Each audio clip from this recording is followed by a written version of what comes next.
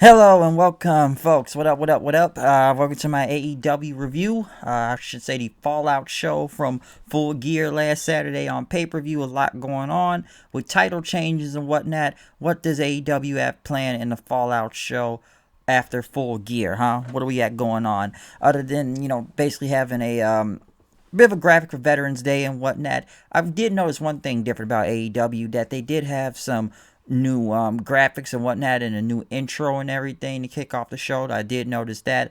One thing I do want to say before I do begin this whole review of AEW this week, I do want to say a little bit about the video game. I know people have been talking about. They know they had a press conference. If you look past all the, little goofy stuff with whatever Steve Jobs, Kenny Omega, I don't know what they were doing on with that. This is my little quick thoughts on the game and whatnot. Basically, anybody can fight anybody. It looks like, men, women, kind of like what they did in the old SmackDown games.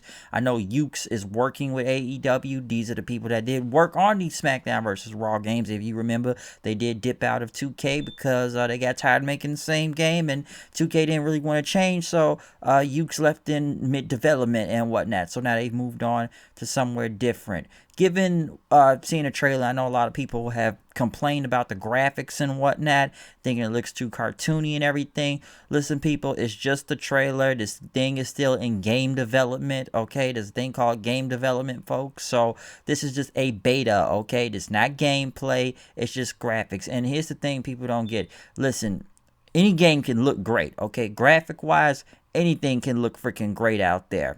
All right, it's just like with WWE 2K games. The game looks phenomenal. Yes, it does. The graphics look awesome. But if the game plays like crap and botches, I shouldn't say botch, but glitches and it's just not played very well, and it's just not a good game. Then, like I said, the game can look good, but if it doesn't play good, what's the point of playing the game then? And think about that, folks, when it comes to video games. So I tell people that it was just a trailer, okay? It is a trailer.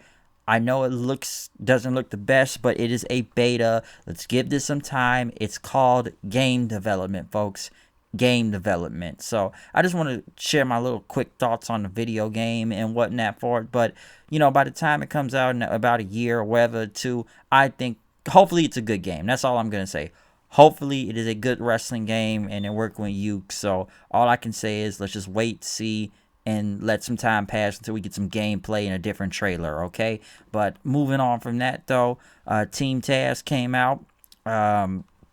Basically, Taz addressed Darby Allin, who was in the crowd, basically sitting there with the TNT title and whatnot. Mr. Face of TNT, we left you on the hood of your car and whatnot, and you better go contact your little buddy Cody also, or she's gonna get an ass whooping also. But then Taz talked about how Cage has got to wrestle someone who he's respected in all locker rooms around the world, unlike Darby, and that is Matt Sydal, which he has a win over Chris Jericho. Must have been on Raw or SmackDown 2010 for all I know, but he said he had a win over him, and Cage is going to be facing him tonight, which I feel like Seidel's been more of like enhancement, if you ask me, half the time.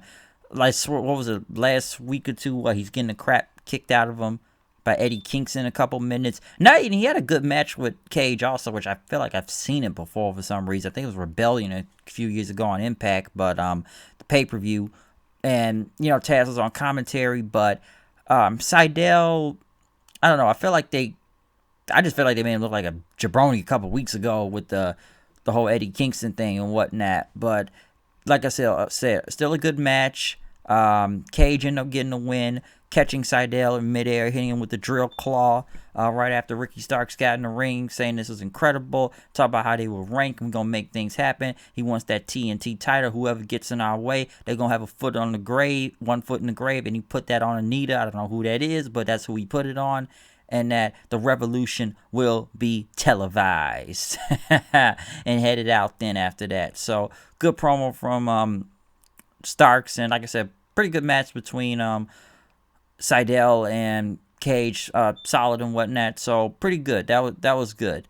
But like I said, I guess they're going to go going after the TNT title, so we'll see what happens with that. Cody Rhodes came out.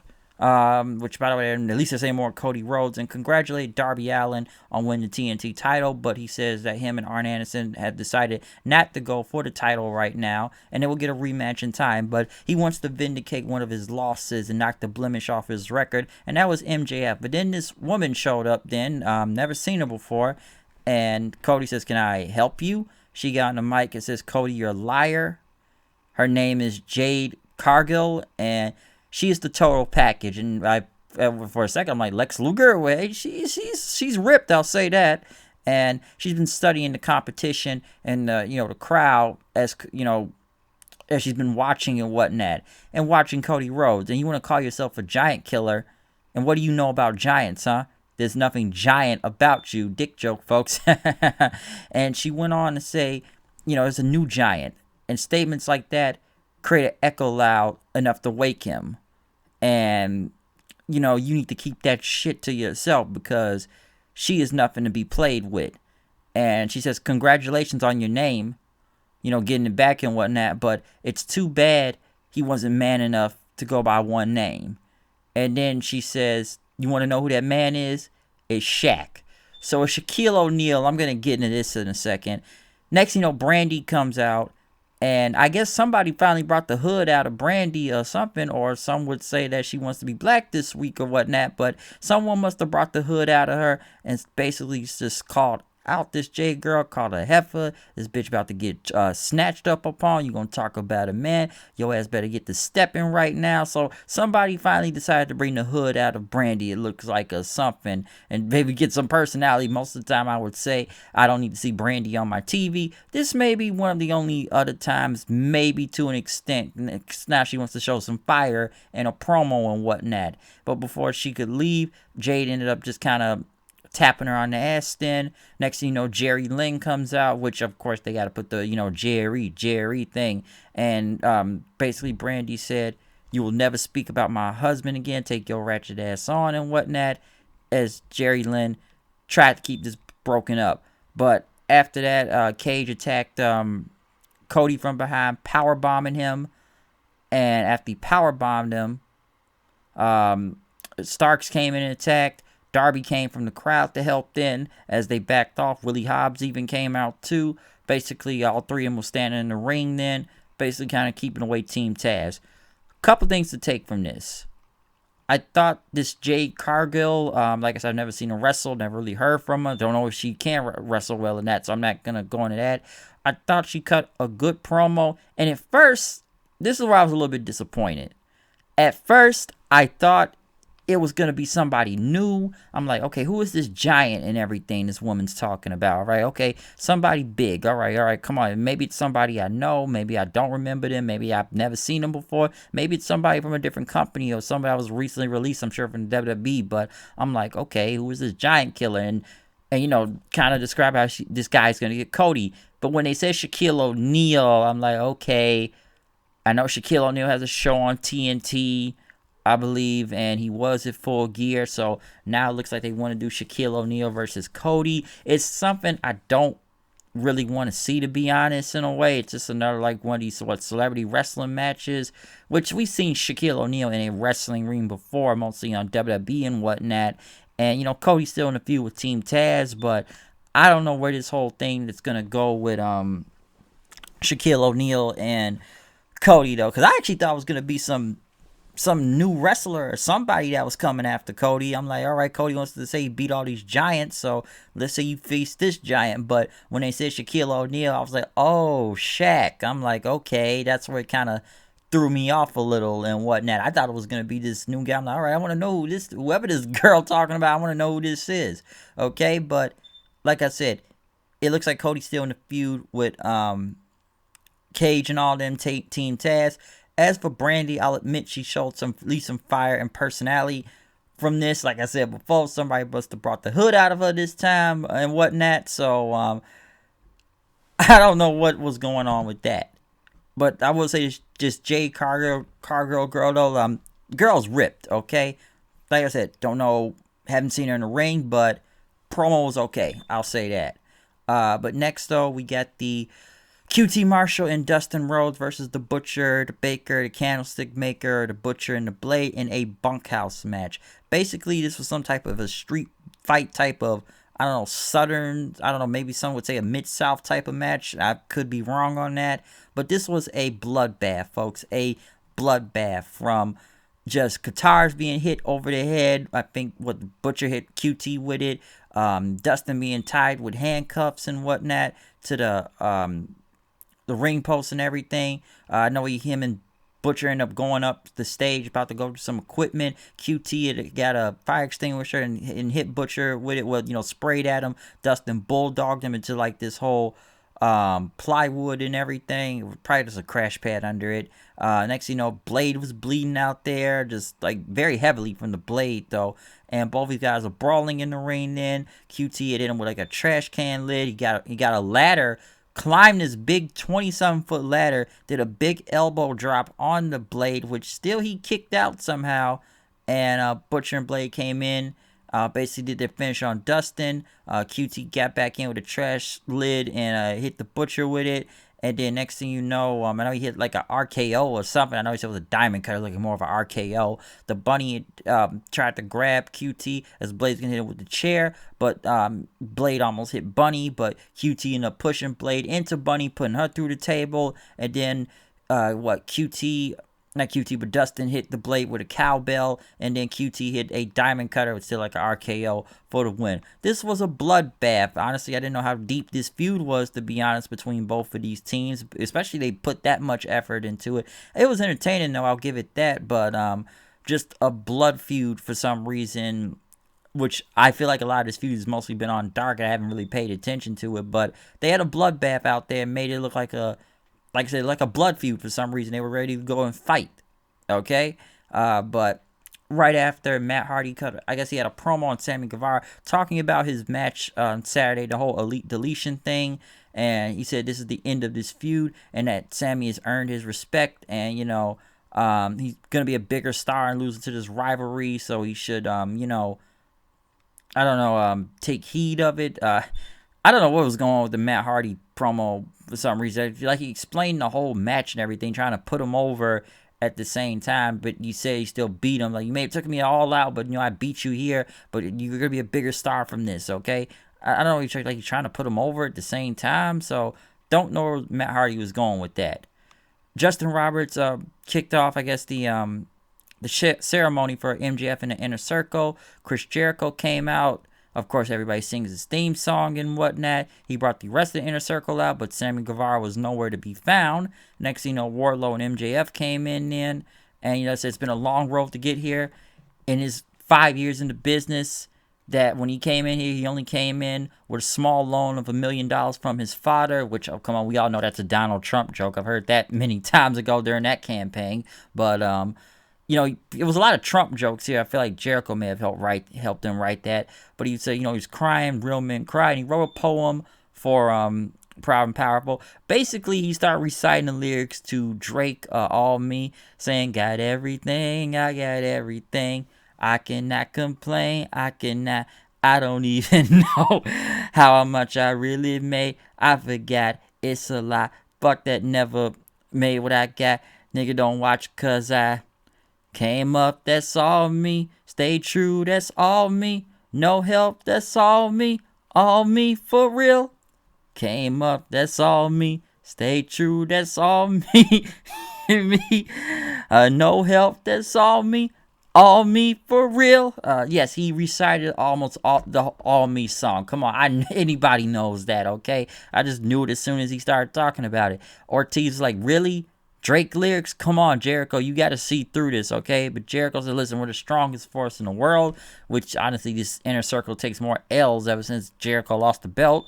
And, we're going to be stronger than the walls of Jericho. And then he told, Ortiz and Santana, we're going to make this work because he started from the bottom and now he's here. He's in the Inner Circle. And this is what we're going to do. Also, it's Jericho's birthday. It was the other day, so we got to celebrate that too. Happy birthday to him. And it was balloons, confetti. And he's taking all the Inner Circle to Vegas. I don't know how you're going to go to Vegas during a pandemic, but they're all going to go for Jericho's birthday and everything. And they're all going to celebrate it as Ortiz didn't like what was going on. I will say this was way better than that freaking Family Guy dance segment and whatnot. This was at least funny, I'll give it that. Especially MJF kind of, in a way, being over the top, just doing Drake lyrics, making kind of fun of that, making fun of Trump, of course. Just kind of just doing what he can to imitate people in a way too, and Ortiz just does not trust them, but just say we're gonna go to Vegas, we're all gonna be cool, everything's gonna be all great now. So I'll admit it was over the top. I don't know how far they can keep going with this whole MJF being an inner circle thing, but we'll see what comes from it. I still probably would have done this a different way. I just feel like, once again, it's been a little bit too, I wouldn't say too much comedy in all this, but I just feel like that whole dance segment took it away from this feud, if you ask me, okay? But I did like this, though. That was actually pretty funny. That was actually really funny. But next thing you know, Alex Marvez, a lot of TV time for him tonight, interviewing the Young Bucks about fresh competition. And I guess Matt Jackson talked about this team called Top Flight, saying they're like brothers like themselves and whatnot. So they're going to have a match with them next week on this show. Scorpio Sky went against Shawn Spears. This match was supposed to happen last week, but apparently due to COVID testing or whatnot, exposure, I guess they did not want to risk them being here. We did get the match this week with both of these guys. Not a bad match. Tully got involved, of course, and he threw the slug into the ring, which the referee got distracted. Spears grabbed it, and then he kind of threw a slug at Scorpio, but Scorpio didn't want it. And as Scorpio threw it away, Spears hit him with the slug and got the win. So not much I could say from this. I guess Spears needed to win in a way, because Spears just takes more L's than he wins. But still, I'm waiting for this whole Scorpio Sky push to ever happen. I don't even know at this point. They were going to interview Kenny Omega, but Dasha couldn't find him, so Marvez found him in the parking lot. Kenny went on to talk about Moxley, because yes, Moxley did cut a promo on him earlier, talking about could he be the one to try to take that title from him. Good luck, because Moxley's just been on a roll. He represents a lot for the underappreciated, the people work, especially during these hard times right now, as he is the champion. But Kenny says, he told John Moxley, you have something I want, and that's the AEW title. Being on the face of all magazines and everything, want to be the best in the world and whatnot. But, we've never faced each other in a singles match or regular rules. If you remember Full Gear last year, they did that crazy unsanctioned match, which I can see why there's still mixed reviews about that. But now we want to do a wrestling match with regular rules. No over-the-top stuff, so he considers himself 0-0. And everybody wants to ask, where's the real Kenny Omega, the cleaner and whatnot? The guy that was doing all these 7, 8-star matches, or whatever the fuck Meltzer says, in New Japan and whatnot. And he says, he never left. He's just waiting for him to take his spot back. So Moxley said, it seems like you're ready. So let's see if you're ready to do this then. I would say it's about Omega. Promo-wise, still not the best, I'll say that. I don't know. I wouldn't say he's trying to be a face right here. But he talked about, how fans want him back. But he's still trying to be like a prick as a heel at the same time. So not sure where they're trying to go with the Kenny Omega promos. But once again, more New Japan references, folks. Taynara Conti went against Red Velvet. I know Anna Jay was with Conti, and Velvet had Brandy, which she's still kind of pissed off from earlier. Listen, when it comes to 8:30, the women are in the death spot, folks, and this match was pretty botchy at the same time. I thought it was okay, but just still a lot of botches and whatnot. Tay Conti ended up getting a win. I guess they're still trying to get her to join a Dark Order. I can't say I really give two shits about this women's division in general, so yeah, they're in the death spot as usual. Jericho was being interviewed with the Inner Circle, saying we're all going to Vegas and everything, until Sammy Guevara said, man, I thought we were all going to the beach. You got an email about that. But MJF said, I sent another email. Sammy says, I didn't get the email. And everybody else must have got it. And Sammy, got pissed off. But Jericho says, calm down. You didn't get the email. Let's all go to Vegas. MJF gave him his ticket. And listen, this is all on me. As Sammy says, still want my, he still sent me the wrong email. Next, though, Eddie Kingston came out talking about how, he said, hey, listen, John Moxley made me quit, and that's something I got to deal with now.